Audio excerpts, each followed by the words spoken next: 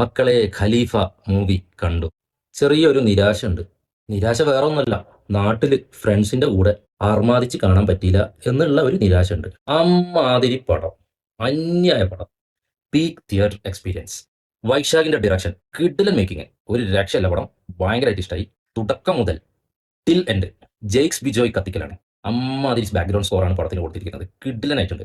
ആ ഇന്റർവെൽ സമയത്ത് background music അത് തന്നൊരു ഹൈ ഉണ്ട്.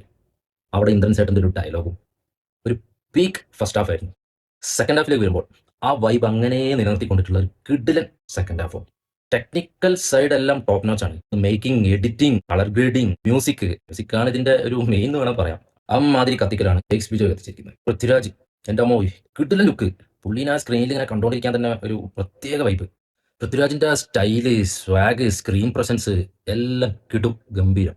കോസ്റ്റ്യൂമൊക്കെ പ്രത്യേകം എടുത്തു പറയേണ്ടതാണ്. പുള്ളിയുടെ പാസ്റ്റിലും പ്രസന്റിലുള്ള കോസ്റ്റ്യൂംസും ലുക്സും പിന്നെ സോങ്സ് എല്ലാം നല്ല കിടിലൻ സോങ്സുകളായിരുന്നു. പിന്നെ കാർ ചേസിങ് സീന് അതൊക്കെ എടുത്തു പറയണം. എല്ലാം നന്നായിട്ട് വർക്ക് ചെയ്തിട്ടുണ്ട്. പിന്നെ ഫൈറ്റ് കൊറിയോഗ്രാഫി ഒക്കെ എടുത്തു പറയേണ്ട ഒന്നാണ്. പിന്നെ ക്ലൈമാക്സ് കത്തിച്ചു. ക്ലൈമാക്സിൽ ഒരു ഗംഭീര കത്തിക്കലുണ്ട്. ഓൾമോസ്റ്റ് നിങ്ങൾക്ക് എല്ലാവർക്കും അറിയാം ആരാണ് ക്യാമിയോ എന്ന്. ഇത് കഴിഞ്ഞിട്ട് വീണ്ടും കത്തിച്ചു. അതൊരു ഒരു അൺഎക്സ്പെക്ടഡ് മൊമെന്റ് തന്നെയായിരുന്നു അത് നിങ്ങൾ തിയേറ്ററിൽ എക്സ്പീരിയൻസ് ചെയ്താൽ മതി. ഇത് സ്പോയിലർ ആക്കുന്നില്ല. അപ്പോൾ തിയേറ്ററിൽ ഒട്ടും മിസ്സാക്കണ്ട. ഫ്രണ്ട്സ് ആയിട്ട് പോവുക. നല്ല സൗണ്ട് ക്വാളിറ്റി പിക്ചർ ക്വാളിറ്റി ഉള്ള തിയേറ്ററിൽ പോവുക. എക്സ്പീരിയൻസ് ചെയ്യുക. കൈയടിച്ച് വിസിലടിച്ച് ആർപ്പ് വിളിച്ച് കാണാൻ പറ്റിയ ഒരു കിടിലം പടം.